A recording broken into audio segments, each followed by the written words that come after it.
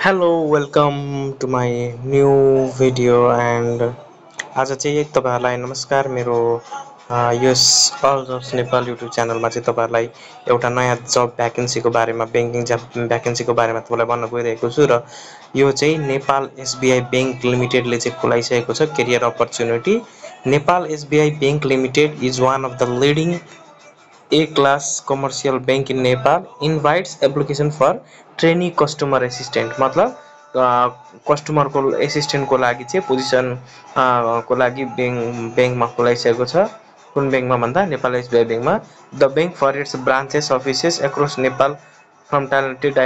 dynamic competent high motivated and qualified young Nepal citizens are interested to pursue the career path with the bank with the said position यो चाहिँ एकदमै राम्रो पछि तपाईहरुले गर्नुहुने training period सकेपछि थाहै पनि हुन सक्नु परेछ र यसको पोजिसन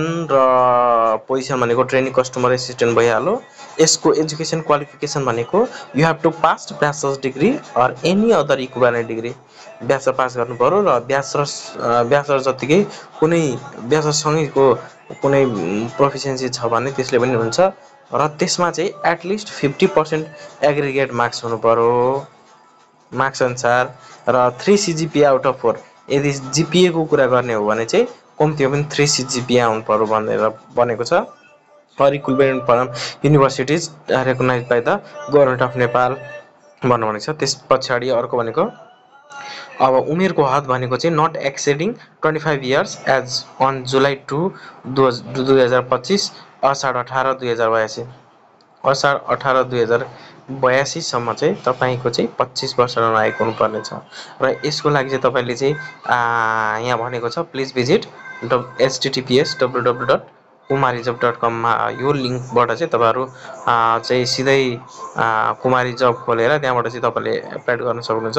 र क्यान्डिडेट मस्ट के चाहिँ त्यहाँनेरि सबमिट गर्नुपर्छ भनेर यहाँ भनेको छ।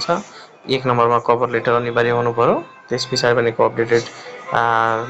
फाइल भन्छ सीवी भयो सीवी अपलोड गर्नु पर्यो त्यसपछि रिसेन्ट पीपी साइज फोटो भर्खर खिचेको हालसालैको फोटो चाहियो त्यसपछि character certificate and transcript marksheet चाहियो एसएलसी ब्याचलर डिग्री सम्मको जे छ त्यही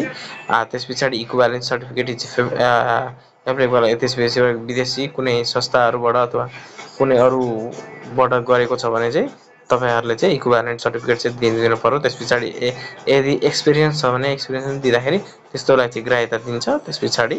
सिटिजनशिप चाहिँ चाहियो र यसको लागि एप्लाई गर्न application should be completed and submitted through electronic recruitment e era system